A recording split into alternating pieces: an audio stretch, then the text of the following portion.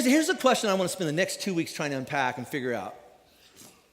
And the question goes like this. It's going to bother some of you.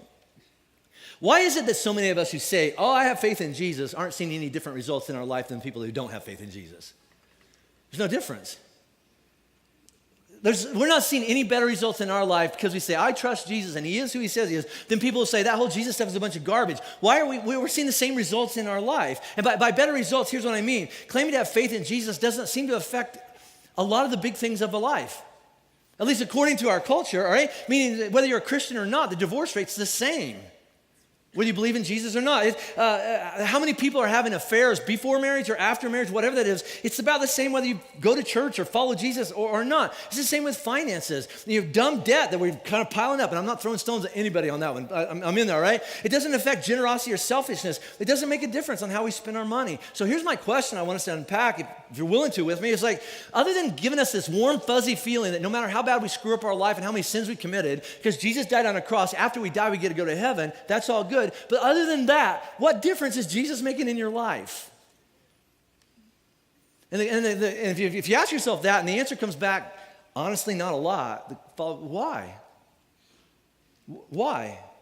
That's what I want to look at over these next couple weeks. And that's what Jesus is going to talk about as we look at this next farmer went out to sow some stuff, comparisons. We're going to look at what happens to these seeds that get sown in this field and then the plants that grow up out of them. And as we look at this metaphor, let's see if it explains anything about what is or maybe isn't happening in our lives. We've been in the book of Matthew for the last month and a half in here. We're going to skip over to the book of Mark. It's the same story, just a different author, all right? And we're going to see how Mark relays what Jesus said. He's still sitting in that boat. There's people sitting on the shore listening to Jesus tell stories about farming that aren't really about farming. All right, so Mark chapter 4, verse 7. Free Bibles in the back. It's in your program. Here we go. It says this, other seed, so we've been looking at all these seeds.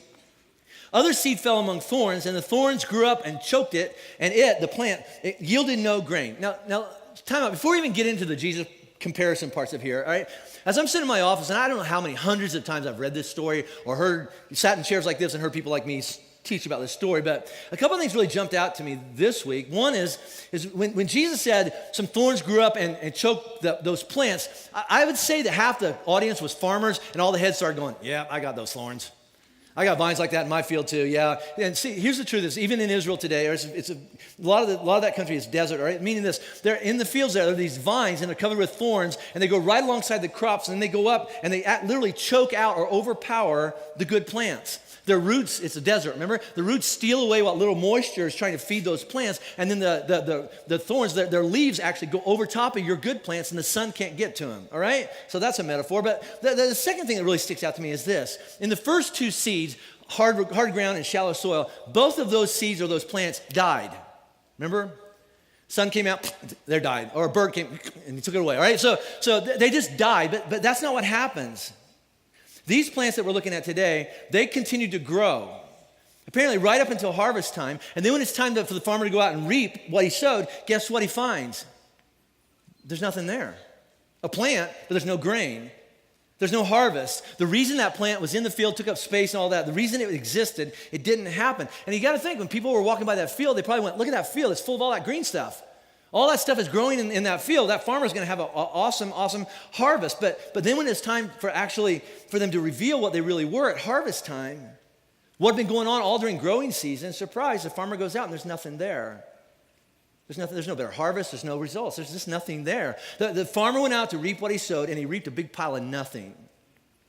Meaning he went out there to get food. There was no grain out there. He can't take it to the market. There's no money. He's not going to be able to buy food, which means this winter his family is going to suffer because of what's been happening in the field or not been happening in the field. And again, this is a metaphor for life. Are you connecting the dots?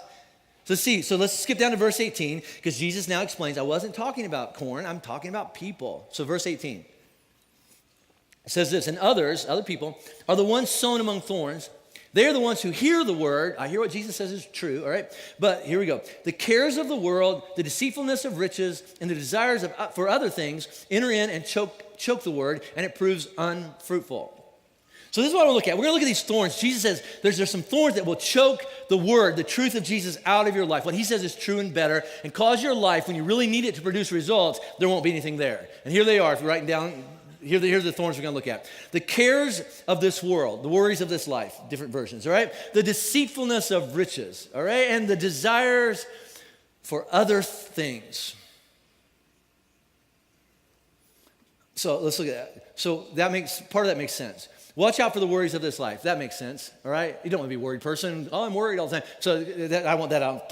That needs to go out of my garden, all right? So, and the deceitfulness of wealth.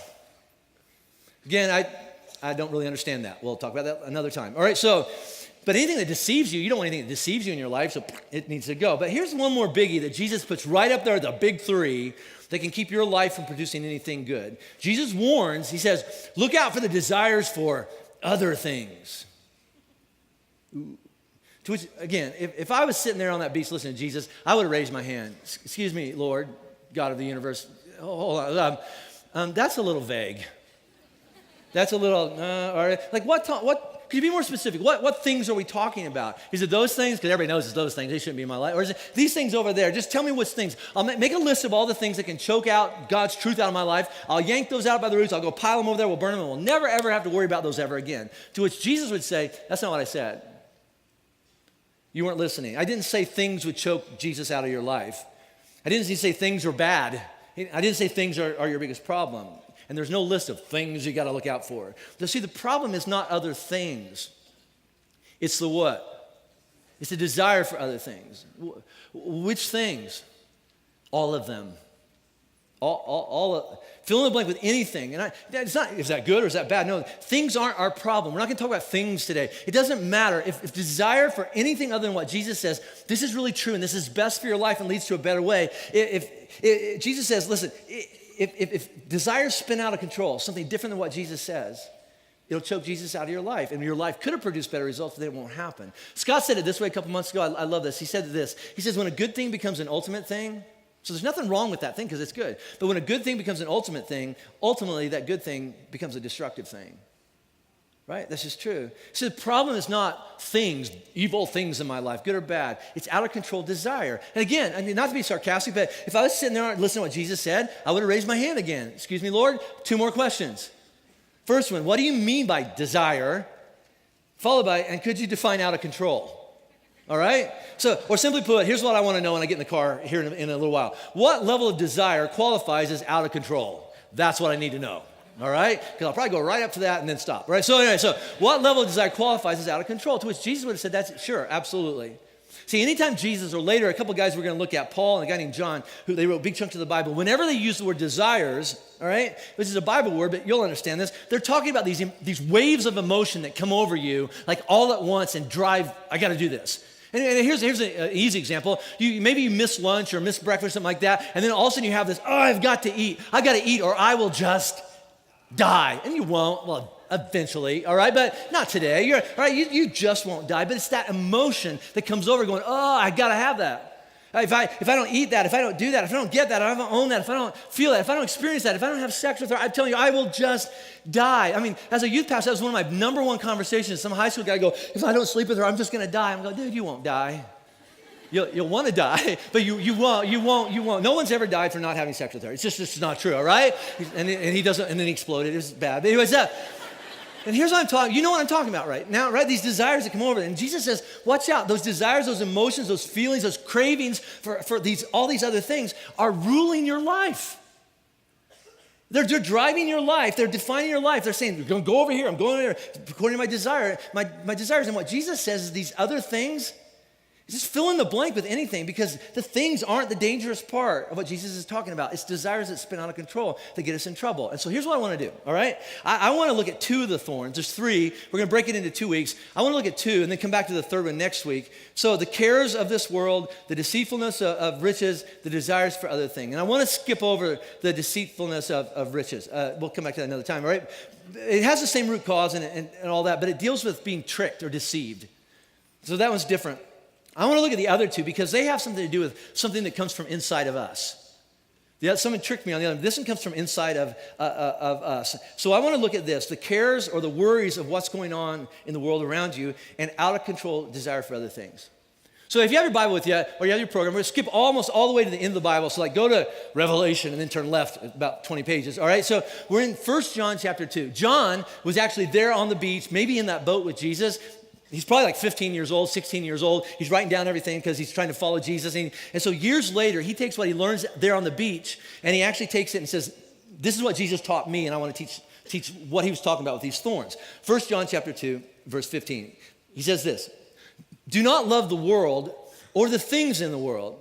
If anyone loves the world, the love of God, the love of the Father is not in him. So don't love the world. Now, let me kind of break this down and kind of everybody take a breath, because there's some of you going, oh no, all right. When John says don't love the world, he's not talking about the earth.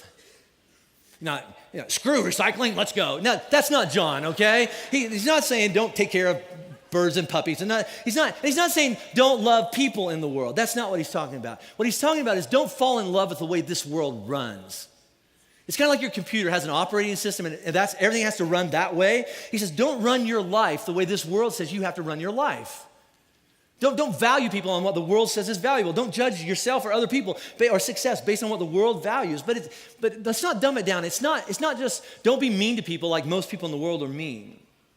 See, this story about a farmer who goes out to sow seeds, it's always been going this direction. Jesus says, the reason I'm telling this story about corn in the first place is your life has to be rooted in faith. Faith. Your life has to be rooted in faith. Specifically, your life has to be rooted in this. Even if nothing else in your life makes sense, I trust Jesus. And there will be times when nothing in your life makes sense, and you have to decide if you trust Jesus or not. And it's Jesus. It's faith in Jesus alone. It's faith in Jesus alone. It's not faith in Jesus and there's these other things I got to have or my life won't be all right.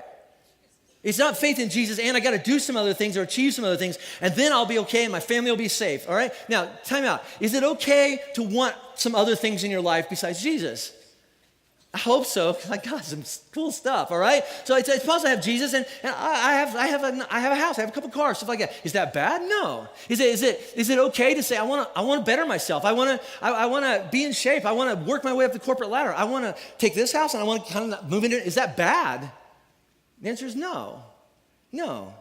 But Jesus knows us. He never said that things and having things are the problem. Jesus knows, but that's not where most of us stop. Right? Most of us just keep going, and we put so much value on the other things that the desire to get and achieve the other things chokes Jesus out of our life. What he says is right and true and better. It's just choked out of our lives. Not completely. Jesus isn't dead in our lives and we don't believe anymore, No, but it knocks him down the list. Right? And again, you probably never put this in words, but doesn't this describe kind of the conversation that you've unintentionally had with Jesus? It goes like this. Hey, Jesus, I want you in my life. I want you in my life. I need you in my life, especially that part after my funeral. I need you to show up then, right? All right, I do, all right? And if I get sick, I need you to show up at the hospital. And if somebody in my life gets hit by a car, I need you to be there. If I really screw up again, I need you to bail me out. I need you in my life, Jesus. I need you to be there for me. I want you, Jesus. I'd even say I desire you, Jesus. I would say it this way. Jesus, you are one of the things that I desire in my life. High on the list, top half, right? And I believe that if I can have you in my life and some of these other things, I won't have to worry or be afraid of anything. My family's going to be safe. My life will be complete.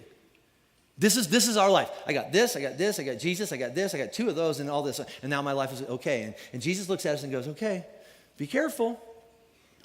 Getting those other things, that's not the problem. But be careful, because in your desire to have it all, the emotion of what's happening, this afternoon, or kind of the tyranny of the urgent of what's going to happen in your life this week, Jesus says it's going to push me way down on the list, and eventually it's going to choke my truth out of your life. And here's the thing, I don't even think Jesus is judging us when he says that. I think he looks at us and goes, I think you really intend to get back to me.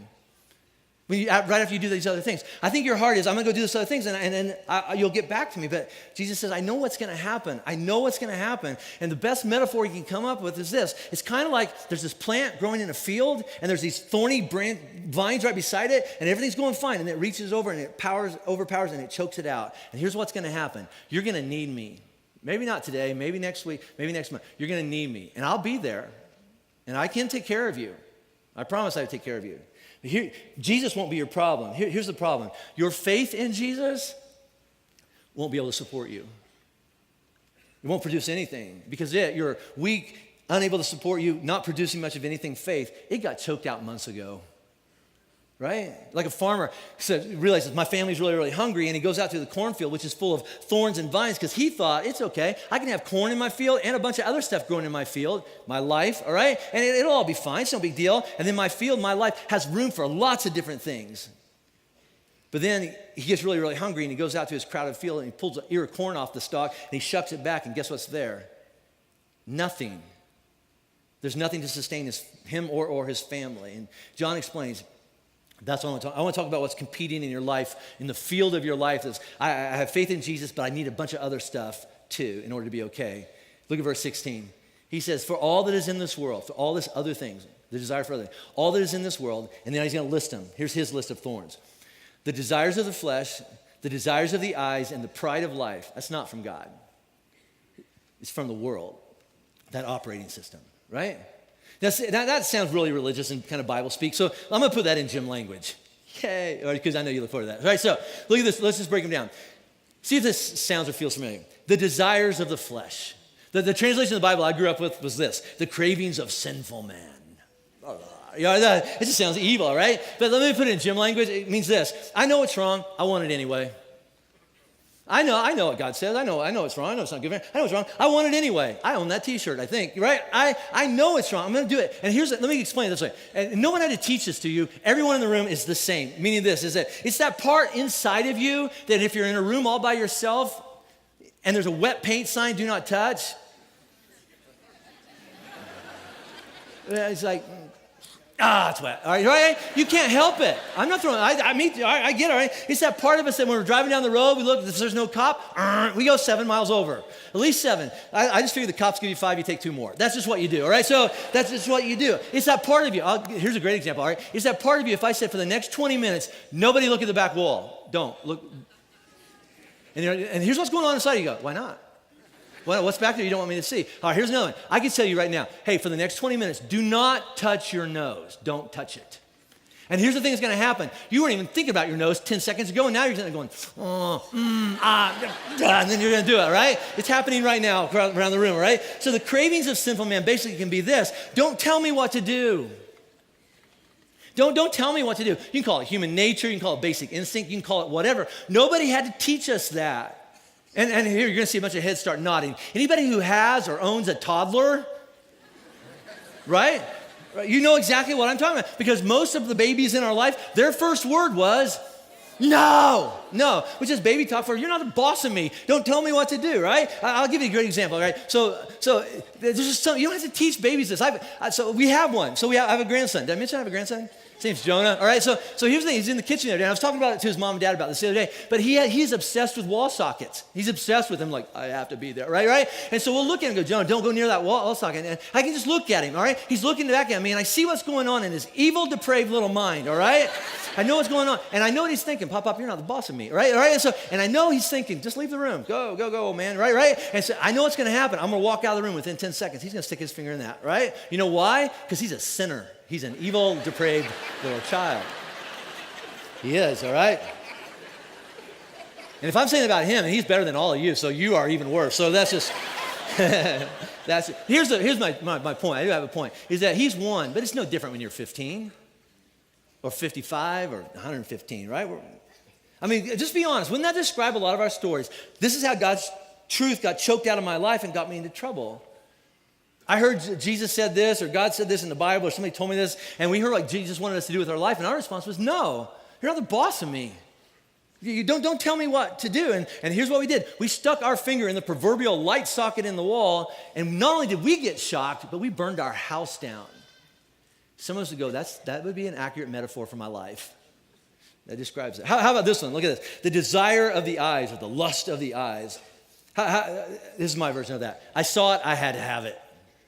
I saw it, I had to have it. This is basic marketing for all you college grads, all right? There's an entire industry out there with one goal. When you get home and turn on your TV, this is how TV exists: discontentment. There's a whole industry out there, discontentment. I'm not even saying it's bad. It just is, all right? And here's their goal: to convince you that whatever you currently own is a piece of crap, and if you would just get this new one, your life would get better and you'd be content and you'd actually be happy. And you're going to sit in your living room just like I'm going to sit in my living room watching ball games this afternoon, and here's what's going to happen in the commercial. I saw it, I have to have one of those. Before I saw it, I didn't even know it existed, but now that I've seen it, my life can't go on.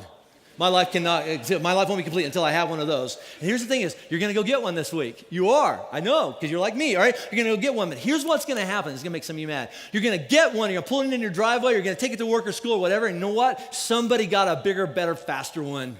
And you're going to take that, this thing that you thought, let's use a better word. You actually believed. You had faith. That's going to make me happy.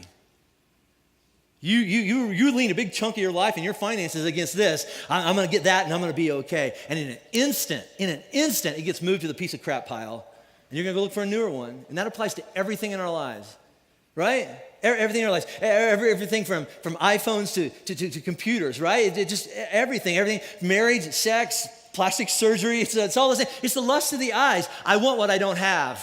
I want that. She has what I want what she has. I saw it. I want it. I didn't even want it until I saw it. Now I've seen it. I will do whatever. I'll rearrange whatever I have to do in my life to get that, even if it pushes Jesus out of my life or chokes his truth out of my life. And again, wouldn't that describe some of our stories? Be honest. Think about your life. There's a lot. We can look back and we can go, there's a time in my life where I had faith. Think, right? You can look back. There was a season in your life where you would actually say, I had strong faith. I really did. I believed all that Jesus stuff. I leaned my life against him. I followed him. And then something or someone caught our eye. And we looked at Jesus and went, I'll be right back. Stay there. All right? And we meant to. And as we walked away, we went, this is no big deal. This isn't going to hurt anything. And I'm just a little, right? And we went out. And then I'll be right back. You're still there? And we kept walking.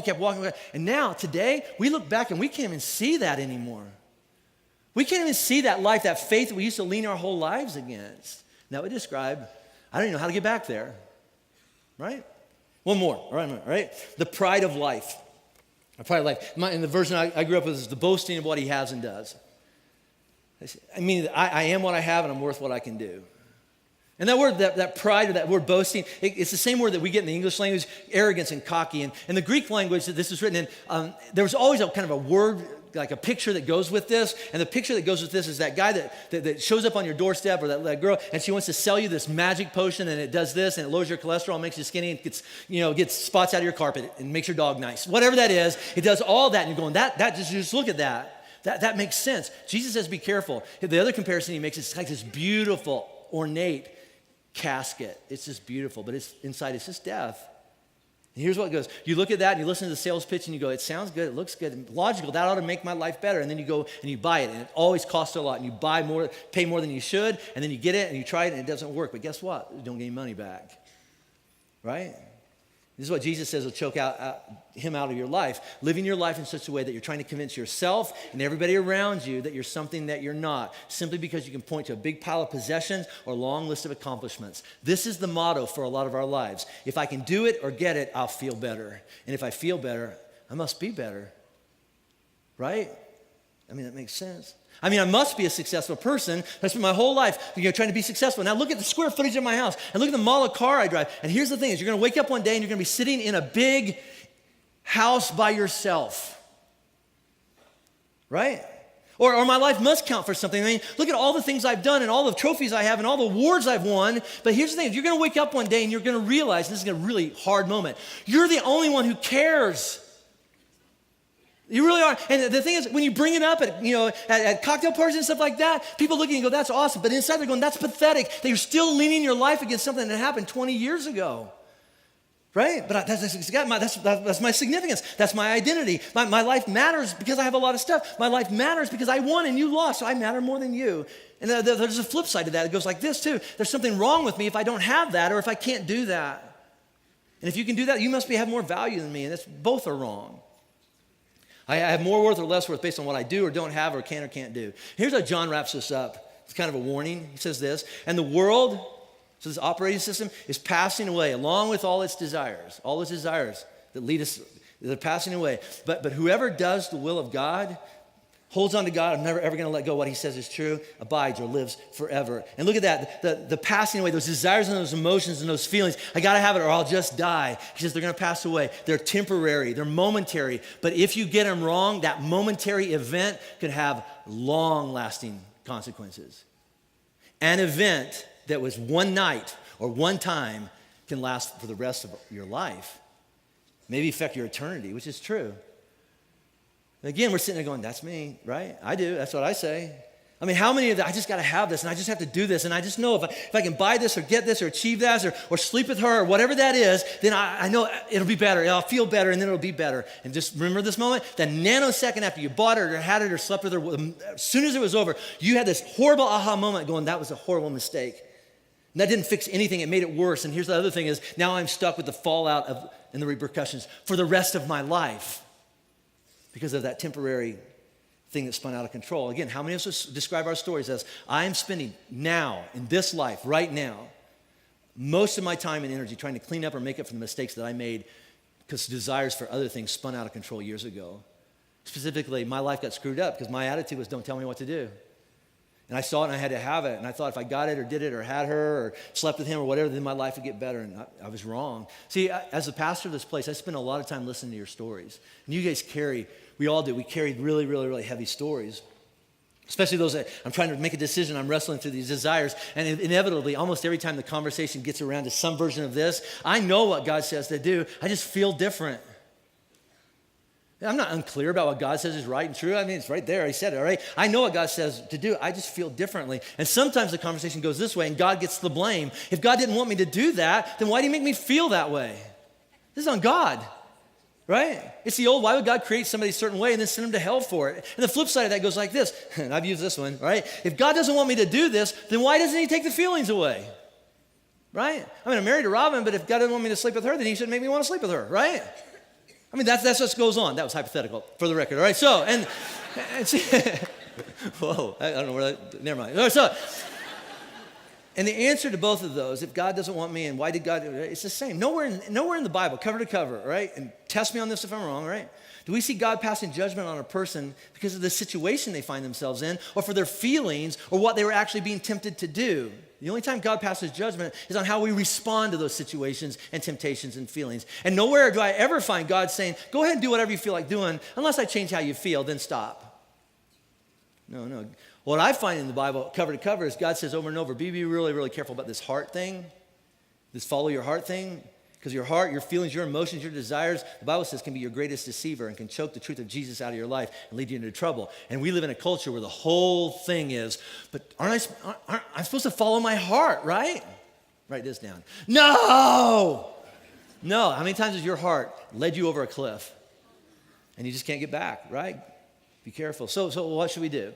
What should we do, all right? We want our lives to produce. I think I speak for 100% of the room. I want a better life. I want my life to produce good results. I want a better this. I want a better marriage. I want to believe that God's truth is a better way. But what do I do when I have these two deals on the table? This is what God says, but I really want to do this, and I want to do it so bad. I think I have to do this or I'll just die. What do I do then when it's different than what God says?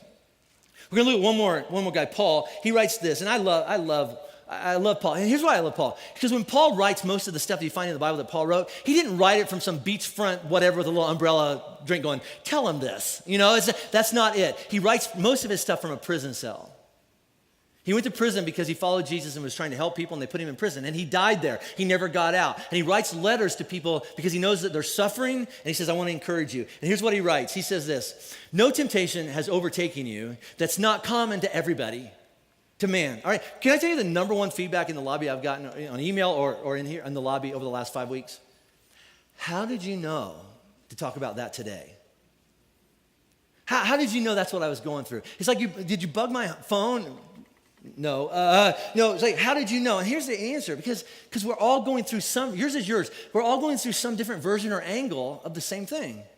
We really, really are. Translated this, the fact that you're being tempted to do something is not because you're a bad person. I hear that all the time. Why am I being tempted? I'm such a bad person. That shouldn't even be a temptation in my life. Let me tell you why you're being tempted to do something that's outside of the will of God. Because you're human.